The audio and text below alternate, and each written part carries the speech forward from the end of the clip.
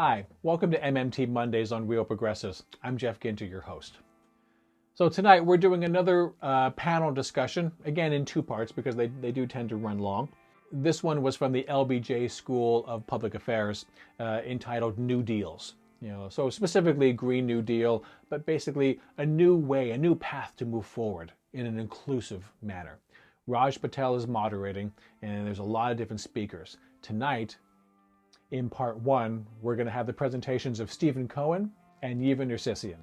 So enjoy. We'll be back at the end.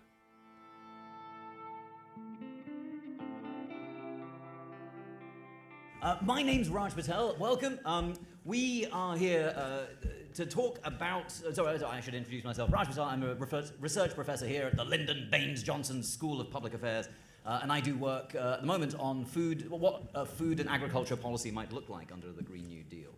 So thank you, Jamie and Douglas, for bringing us here to talk about macro and monetary economics. As we heard from the last panel, the macroeconomic policy of the original New Deal emerged as the articulation of more than 15 years of popular protest. I mean, in 1919 in the United States, 4% of the labor force was on strike, over 4 million people. And through the era of the New Deal, the number of strikes went up.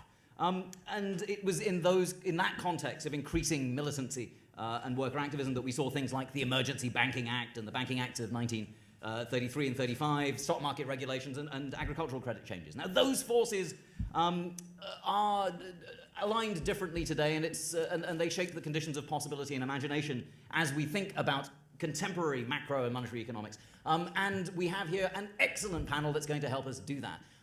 Because time is short, I won't suffer you to read everyone's entire biography, but know that they are very, very clever. But I do want to introduce very briefly a single sort of note that might help propel our discussions along.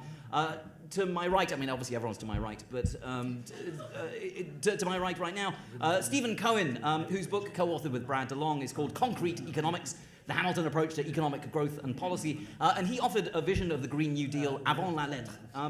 Yeva Nersisyan, who has co-authored a paper on financing the Green New Deal, published by the Levy Institute, which for everyone here today is required reading. David Adler has collaborated with Yanis Varoufakis at the Democracy in Europe movement, and he's the coordinator of its Green New Deal for Europe campaign, which places him at the bleeding edge of the processes we're here to discuss today. Bob Poland has written a number of analyses of the Green New Deal, and he is also founder and president of PAIR, Poland Energy and Retrofits, an Amherst, Massachusetts-based green energy company. If we are we cannot now be accused of falling prey to being pure academics, because at least one of us is actually getting their hands dirty. And talking of getting their hands dirty, we end with Rui Tavares, who, in addition to a number of positions at European and American universities, was between 2009 and 2014 a member of the European Parliament with connections to two committees, one on high finance and another on money laundering. And I'm sure he'll be able to tell us the difference between the two. Now, we are going to speed... we are right now on a trajectory towards fully automated luxury communism, as I'm sure you're all aware. And as part of the Green New Deal and as part of this new era, we need more meaningful work. And so I'm going to outsource the tiresome job of timing things to this machine here. And once our panelists have used up their share of time, 10 minutes each if you would, then it will be your chance in the audience to shame them into silence for consuming more than their fair share. So what I'm going to do is just use this clock to guide our presenters to 10 minutes, after which there'll be a gentle tinkling sound and then jeers of opprobrium from the audience if you go on for too long. And after we've had 50 minutes of erudite and wise timekeeping, we'll harvest lots of questions from the audience so that panelists can really sort of reflect on the many concerns that you're going to bring to this discussion. And with that, thank you very much, and we'll start with Stephen. Well, thank you. I better talk quickly because he's going to cut me off brutally. They're going to cut you off. I'd like to give a title to my little talk, and I think it's in intelligent design. Choosing it in honor of where we are. Because I really want to talk about an altogether different notion of macro policy from that expressed in macroeconomics models and texts, now that I sit here on the macro policy. I want to talk about policy to deliberately change the shape of the economy. So I don't know what you call it. It's not a new idea, though, not even in the US. Repeatedly, the US government opened a new economic space and did whatever was needed to enable and encourage entrepreneurs to rush in, innovate, expand it, and over time, reshape the economy. Each time, this design was done pragmatically. The choice of economic space seemed obvious. It was not selected by ideology, whether outright or in the guise of economic theory. And each time, except for the most recent one, which was based on ideology, outfitted as economic theory, which ideology likes to do these days, the results have been quite positive. These deliberate designs have been big. They've not been the economy shaping big, and they've not been the emergent outcomes of innumerable individual choices aimed at achieving other goals. They've not been the unguided results of mindless evolution. They've been intelligent designs. Right at the opening gong, Hamilton, as Michael Lind will tell us, set out to reshape the economy, to promote industry, commerce, banking. The tariff was the key, and it fits several locks. First and foremost, promote industry. Restructure America's comparative advantage, if I may talk a little economics, and so end the mercantilist, colonialist economy of America exporting logs and cotton to England and importing manufacturers and high-end services. Multi-wonderful, the tariff was also the primary source of federal finances and would support massive infrastructure programs and an army to remove the Indians who were blocking the westward expansion. The assumption of the state's debts would create a financial market and give the rich a powerful interest in the survival of the new government, which was no sure thing. Let's fast forward, because we're doing history, it's always detailed, to the mid-19th century, where American government took the lead in creating a vast transcontinental railway.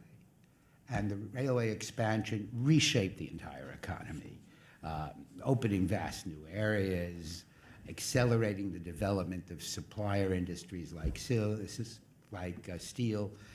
and giving birth to unforeseeable entrepreneurial industries, such as Sears Roebuck Calendar, we could call that an early railroad app, or Swift's Meat. And the government didn't tax and spend to do this.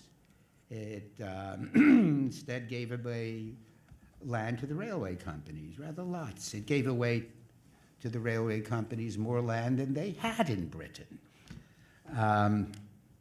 There were quite a few checks, too. Government also engaged in social design. It disposed of millions of acres of land in what we would now call the Midwest. It did not auction the land. In what we would, instead, under the Homestead Act, they gave away the land entailing ownership rights precisely to prevent giant land holdings and, of course, the expansion of slavery. The alternative, that is an auction, which might now seem to be the normal and right way to go about disposing of government property, probably the only way economists could now imagine, would likely have resulted in a social structure more like that of Argentina or Brazil. Very large estates and great masses of landless agricultural laborers with all the dire consequences. This was important social engineering.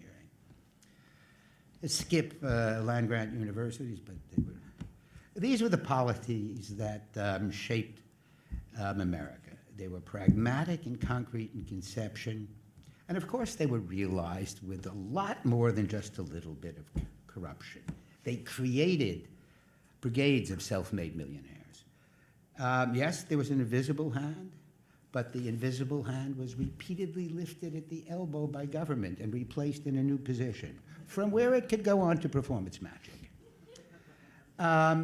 Let's skip the Republican the awful and long history of the damn Supreme Court, and even Teddy Roosevelt and the progressives. Call them a course correction. We're doing quick history here.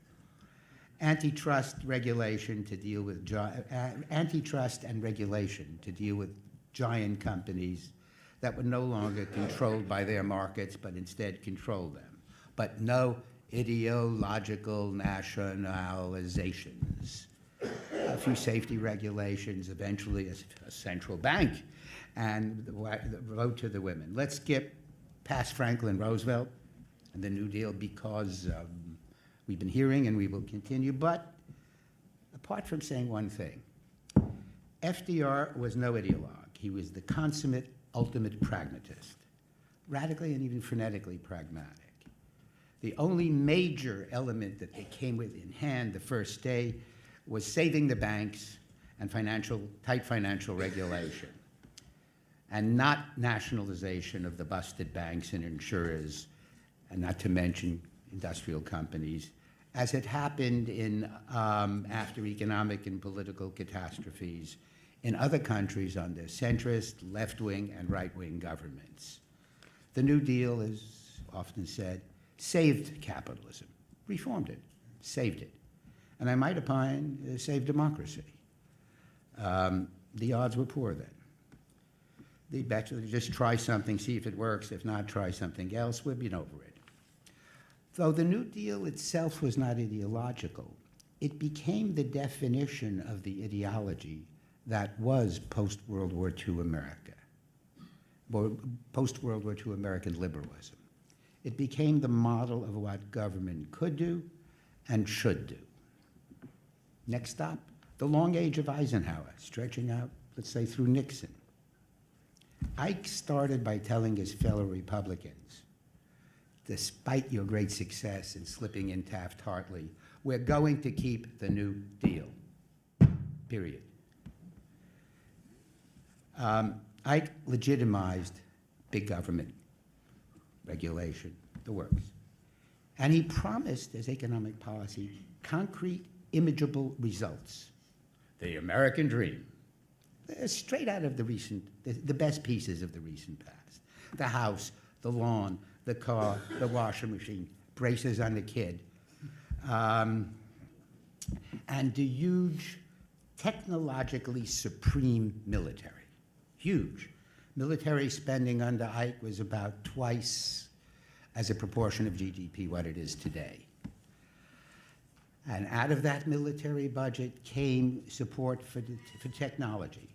The entire revolution, talking about the new extension of the economy, the entire revolution in computing and communications, not just some, not just many, but just about all the inventions that have given birth to the digital economy came out of the federal support, mostly DOD. Despite the Silicon Valley in my garage hype. And under this long Ike era, there was no redistribution of income, especially to the top. Productivity grew 2% a year, better than we do. The incomes of the top 10% grew by 2% a year. And so did the median income.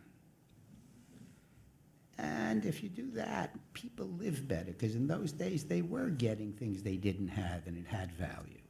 It was an economy, you may laugh at the car and the washing machine and the braces, but these were huge, and the TV, these were huge improvements, or taken as huge improvements in life. Freedom from low-cost foreign competition really helped, as did a high tax to keep the lid on. Top tax was 90%, though only a very few paid it. And finance, unlike today, was much smaller, and bankers earned pretty much what they earned in other sectors. Have we tinkled? We have tinkled. God, can I run 2 minutes over? All right, beginning in the 1980s and continuing across a generation, the US again redesigned its economy. This time it was done differently. For starters, the US government was not the only government targeting the shape of the US economy. On one side, the East Asian governments pushed their economies onto a manufacturing export development path. On the other, the U.S. government accommodated their push by shifting towards what was supposed to be the higher value industries of the future, upgrading. It was ideology dressed up as economic theory that told us markets would find and develop the higher value industries of the future. So no concrete sketch of what the future shape of the economy would look like was forthcoming. The invisible hand of economic magic was to pick up and realize what the stealth hand of politics had set in motion. So two teams, one Asian, one American, performed a kind of cosmetic surgery on the U.S. economy, a body sculpting, if you will. The Asian exports was sold as liposuction, fat removal. Indeed, the weight of manufacturing in the economy dropped by 9%. 9% of GDP. That's a big number. I don't like to use numbers like 300 billion. Call that almost 2 Pentagons as a unit. And the Washington team performed the implant, deregulating both high and low finance. Finance increased by 5% of GDP, kind of like another Pentagon. And remember, we now have the FIRE group, finance, insurance, real estate, accounts for about 20% of the entire economy. You need some of that, but not at that scale, because much of it is a zero-sum activity beyond a certain scale, and when all goes well. So America clearly needs another economic redesign, so what do we do? First, if I said any one thing today, we should aim for the obvious and stay concrete. And what in the world is more in-your-face, crisis emergency obvious than green? So that settles the direction. And New Deal evokes, it's been said here, the scope of the transformation that is required. Because a green transformation must include an economic and social rebalancing, if for no other reason, and there are many other good ones, than that a mass buy-in, that is massive and ongoing political support, will be needed if we are not to fail right in the starting gate. And then find ourselves years later, and in a much worse condition, trying a last-ditch shot at green under something like a totalitarian mobilization. Thank you, and I'm sorry to go over.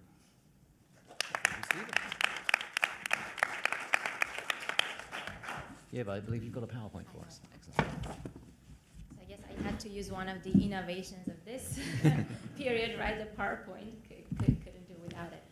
All right, so my presentation today is based on a paper that Randy Ray and I wrote, and it's up on the Levy Economics Institute's website.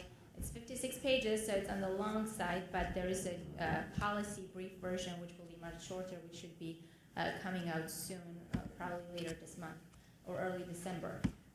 So before I go on and talk about how to pay for the Green New Deal, and the title, by the way, is just a play on John Maynard Keynes's little pamphlet, How to Pay for the War, which he wrote for, during World War II, when they were thinking about how to pay for that, particular mobilization that they needed.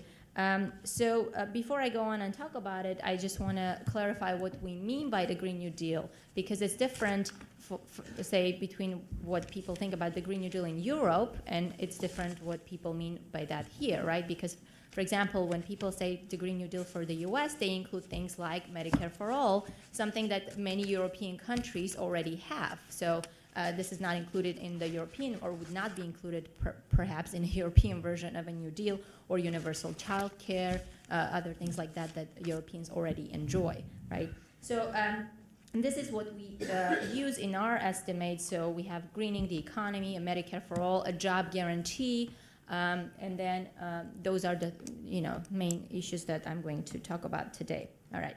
So the approach we use is the modern money theory approach, and our paper was an attempt to counter a narrative that was being built up when the Green New Deal sort of burst into the national conversation that it's going to bankrupt us, it's going to cost too much, and everybody was just looking at the financial side of things and costing the Green New Deal by estimating how much each of these programs was going to cost and then adding up the costs.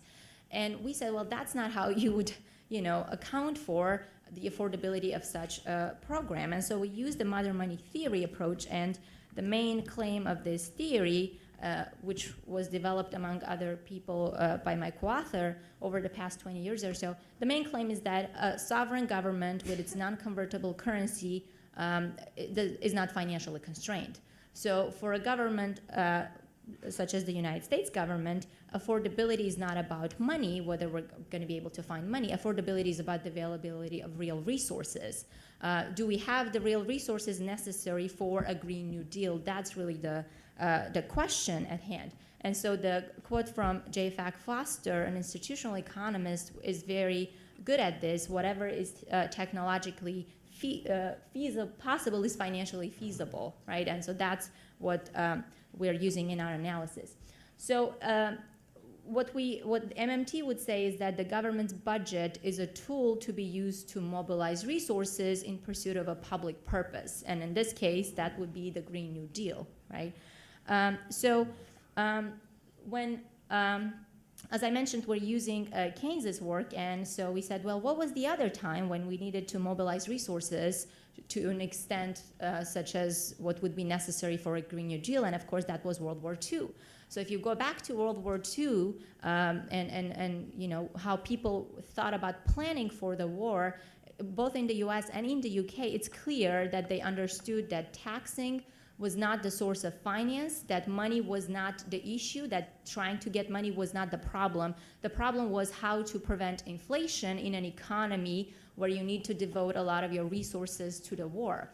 So, and Keynes actually had a big role in reshaping that conversation with his articles, which then were distilled into this pamphlet. It's very short and it's a very easy read if you want to try. So what Keynes is saying is that the problem is this. We have to devote a certain portion of our resources to the war. So what we need to do is try to determine how much we can produce, including using the unused capacity.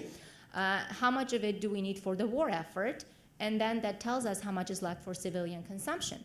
But of course, with the war effort, there is more production, there is more income, so there's more people working, right? Because we had full employment. So if all of those incomes were to be spent on this limited pool of goods available for civilian consumption, the result would be inflation. So there would be inflation, and all of these increased incomes, Keynes said, would go as a windfall to the profiteers, so businesses basically. And then businesses would pay some of it in taxes, so they would act as tax collectors for the government, Keynes says, and then some of it would be saved. But the workers would not be better off in real terms, right? Because they are gaining higher nominal incomes, but they're not gaining more goods in real terms.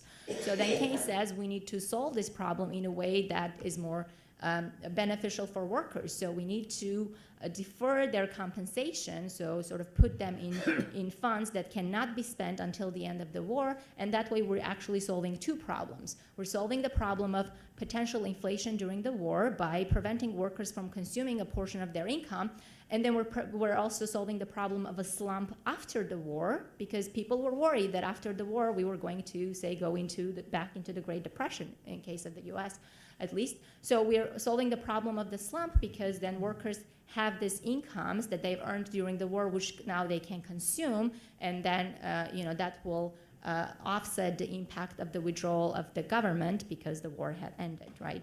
So that's the method. So that's what we say is the appropriate way for thinking about how to pay for something like a Green New Deal.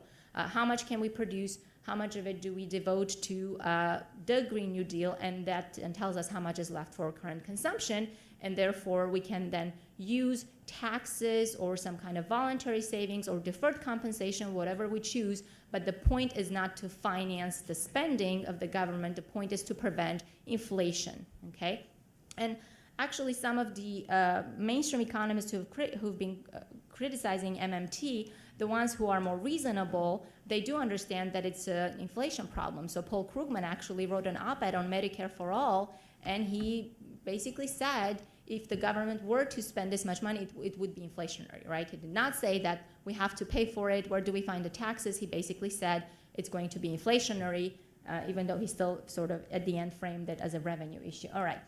So if you look at it from this perspective, then you're not estimating these programs independently and adding up the costs. Instead, you're looking at them as sources of resources and uses of resources, because not all of the Green New Deal projects would be utilizing resources. Some of them would actually be releasing resources. So for example, even if you're trying to green the economy, you are going to stop investing in fossil fuels. And you have all these workers who were working in fossil fuels who can now work for the Green New Deal, for greening the economy, right? So that's an example of a release of real resources, such as workers who can then participate in greening the economy. So the job guarantee, for example, right?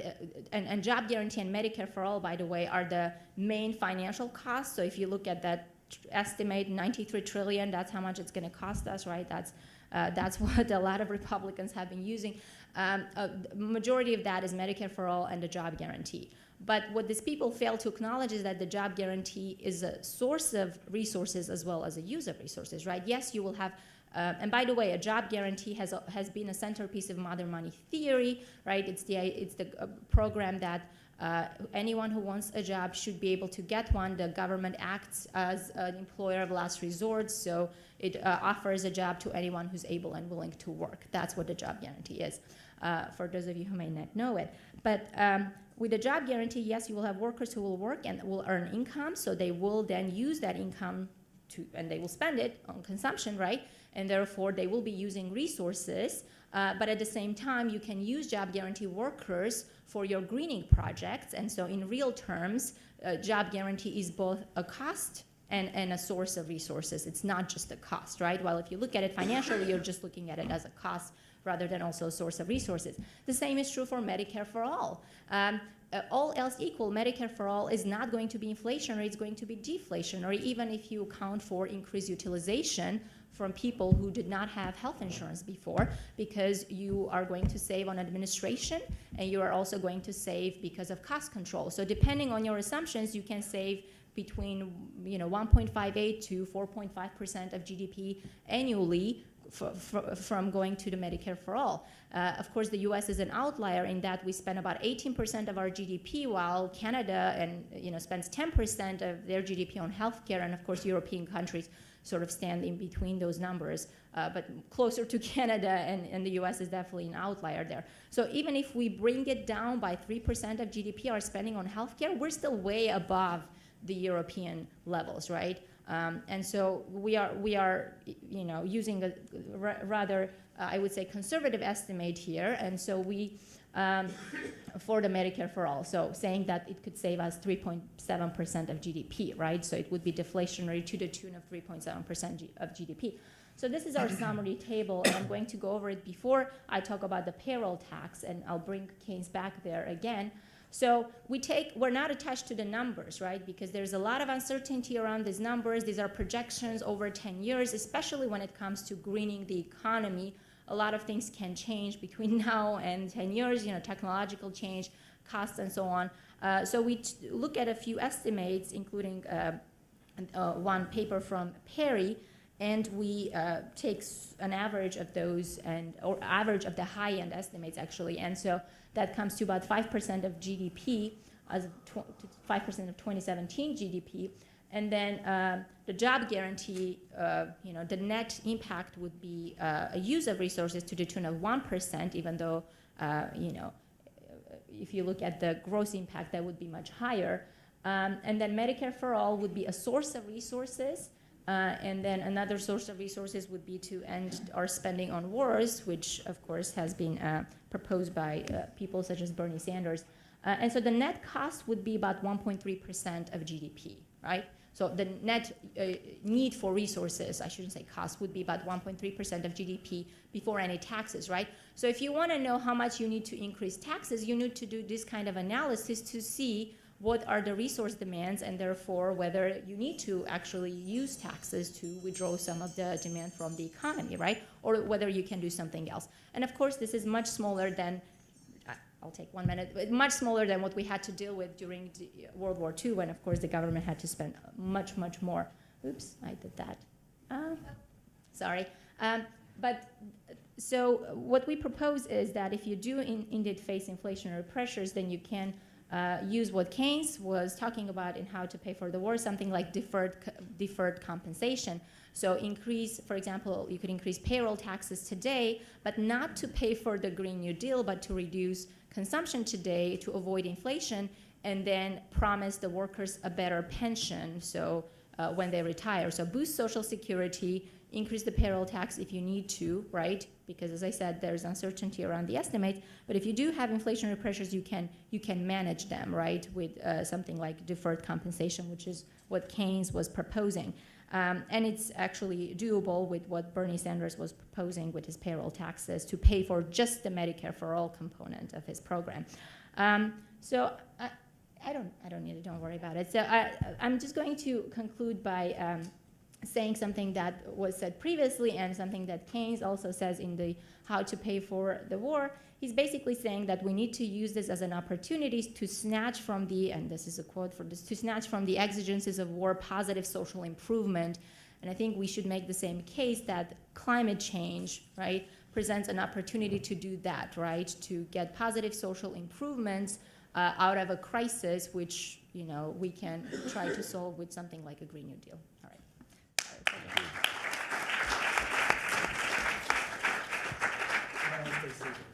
Okay. Hello, everyone. My name is David Adler, and I'm visiting you from Florence, Italy, where I'm based at the European University Institute. And I also work with Yanis, whose face we saw blown up full screen a bit earlier. We've talked a bit today about the history of the New Deal in the United States, and even more about theories of financing the New Deal and how we might go about it. I thought it would be helpful from my perch in Europe to give all of you a sense of what is going on in Brussels and across Europe, because this issue is a very, very live one, just as it is in the United States. Actually, I would argue it's an even more live one in Brussels right now. To put it in a more dramatic framing, there is a war going on over what the Green New Deal is and what it isn't. And I want to give you an overview of how to make sense of that conflict, and hopefully some ideas about to fill up my own arsenal, but what I can take back to the European continent. I don't have great news, so prepare yourselves for an onslaught of bad news. Okay, just by way of introduction, I run this Green New Deal for Europe campaign, which is a pretty broad coalition of think tanks, trade unionists, social movements, and some more politically oriented movements like our own Democracy in Europe movement, DiEM25. And we bring all these different disparate actors together to come to form what we're calling a blueprint for Europe's just transition. Now, the reason why we started this campaign was for the reason why we started this, let me just go straight. So anyway, that's who we are. We put together all of these actors. As you'll know, the Green New Deal is a kind of meme of sorts, and it's traveled in quite a quick way across the Atlantic.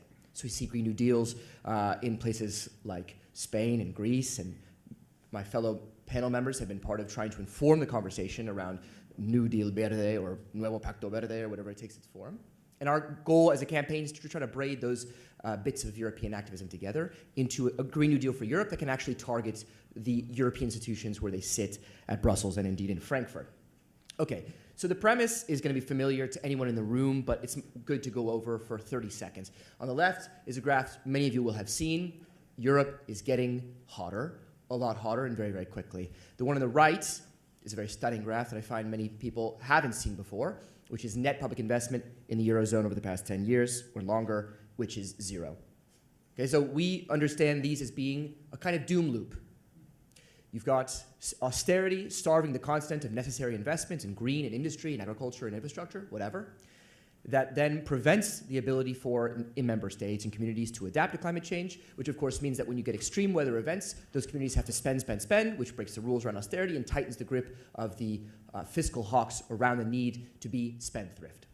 So we're trying to break out of that doom loop. And to do that, we've put together these 10 pillars of the Green New Deal. And the basic idea was, as that meme was traveling across the Atlantic, there was a lot of concern around what kind of Green New Deal, what the hell is this thing? I think you put it very succinctly in your bullet points around what it is. But I mean, I can tell you in terms of the linguistics and the policy priorities, sometimes it's full-blown socialism, sometimes it's a bit of carbon taxation. Very confusing. So we put together this thing in May. You may recall that Europe has just undergone a green wave crashing over Europe. A lot of celebratory praise in the US press about this. And many of those people are like, oh yeah, we're green parties. Obviously we support this Green New Deal. But we are less hopeful about the prospects of some of these green parties with sort of desultory records on economic reform. Okay, so what do we say in these 10 pillars? We say, okay, pillar number 2, press our resources into public service, basic Keynesian premise. Pillar number 4, guarantee decent jobs. You get it. What is this thing and what isn't it?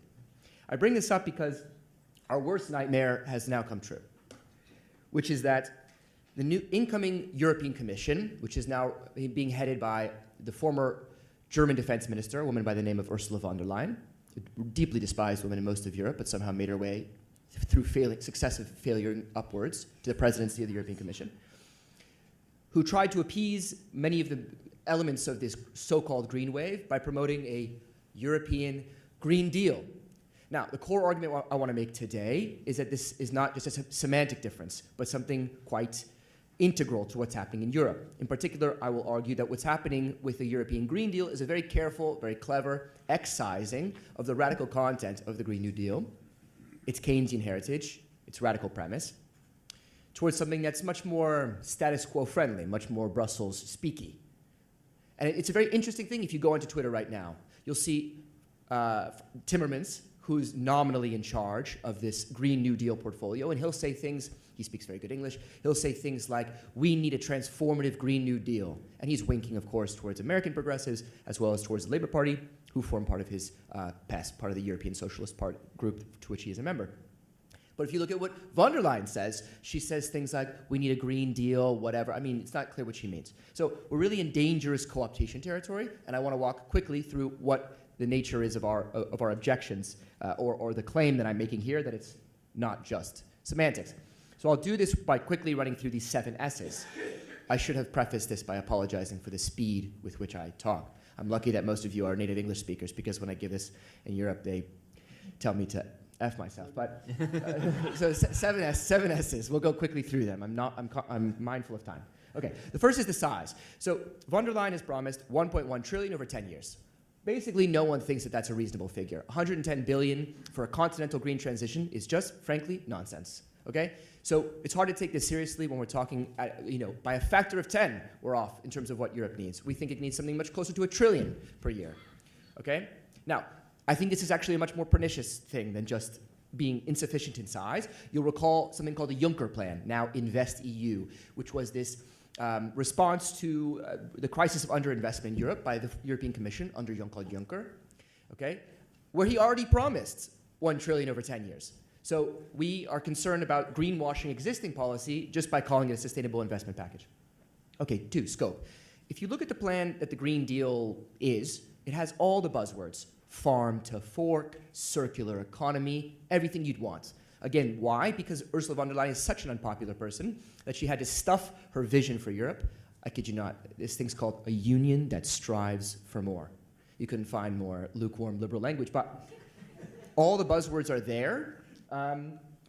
But the basic architecture of austerity is unchanged. So she recommits to what's called the Stability and Growth Pact. For those of you who are unfamiliar with the nightmare of European economic policy, this constrains the amount that individual member states can commit in their fiscal policies to a ridiculous degree, which would have made sense maybe 10 years ago when we were all afraid of what was happening at the height of the Eurozone crisis. Maybe in 2011 when this conference first came to be, we could be, okay, fine. You're nervous about overspending. You don't trust the Southerners. Okay, whatever. We can even forgive that anxiety or fear. Now, it makes absolutely no sense.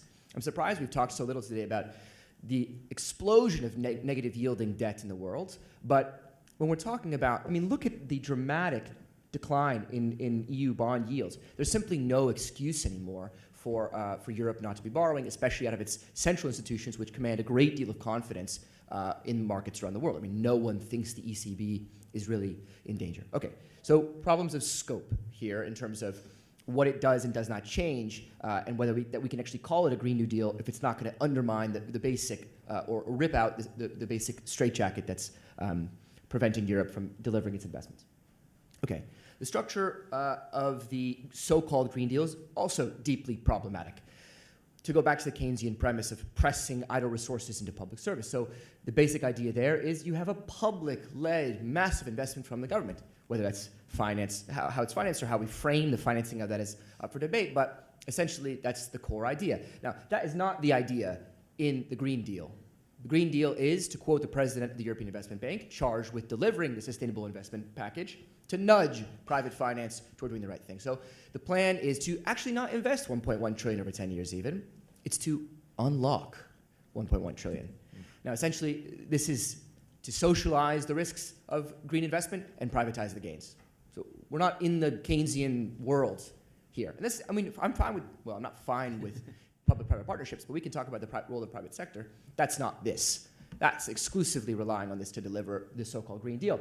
And the reason why it's problematic is because it borrows the same framework from the Juncker plan. This is what Daniela Gabor, many of you may be familiar with her work, calls the Wall Street Consensus, which is that same logic of cascading private investments, de-risking investments for private investors, just as a way to bring them on side. I mean, we're very far from welcoming the hatred of the financiers. And of course, we know, just to give one example of why this is so pernicious, that is that really the sound? I'll go really quickly through them. It was bad. The Juncker plan was bad, in basically complementing austerity as opposed to removing it. Scale, there's no intention to take this thing beyond Europe's borders or to take account of the historical responsibility that Europe has vis-a-vis its emissions around the world. That's problematic. And they're moving in the opposite direction, militarizing their borders, no language around environmental refugees, etc. Number 5, there's no political strategy here. This is not about actually deepening what the Green Deal is and bringing people on board. The current plan is to throw 15 billion at Viktor Orban to say, and call it a just transition.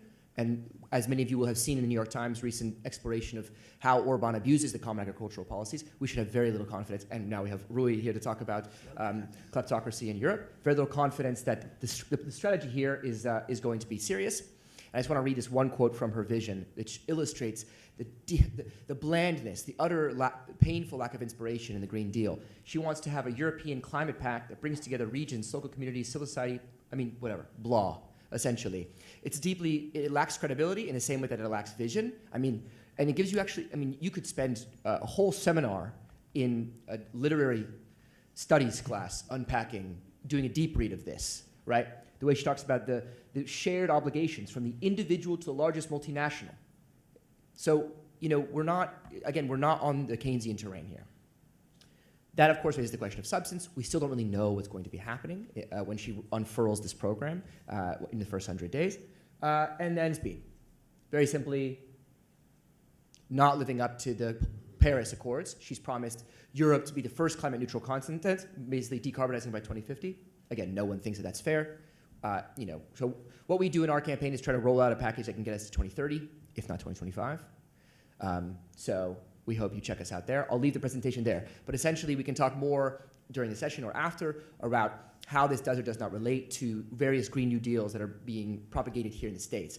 But all this amounts to a great deal of skepticism and anxiety around the uses and abuses of the Green New Deal as a framing, and the utter cognitive dissonance of a European legislative framework that is gripped on austerity as being a legitimate policy to govern Europe's economy, whilst trying to steal or repurpose or siphon away some of the energy of the Fridays for Future movement and Extinction Rebellion to say, oh, we're responding to your needs.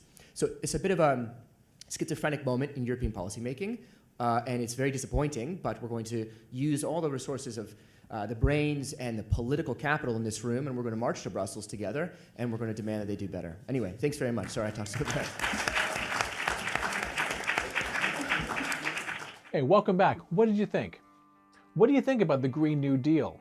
What do you think about the ways in which we can move forward in a manner that we never have before, truly making it inclusive, seeing all the pitfalls that we have done before when we have tried to cherry pick, different policies, and this time really try to be inclusive, to make sure that we don't institute policies where businesses basically control all the profits, and therefore they control the direction of how these processes will be implemented, where we avoid the issues of having inequalities of dumping garbage, for example. All these different areas of the country where to live there is basically a death sentence because of all the pollution, that's in those areas. Just really all the different ways in which we have moved forward in the past that did not include everyone. What do you think about modern monetary theory and an understanding of bringing macroeconomic reality and facts into social, economic, and environmental justice? Let's have these conversations. We'll be back next week. Bye-bye.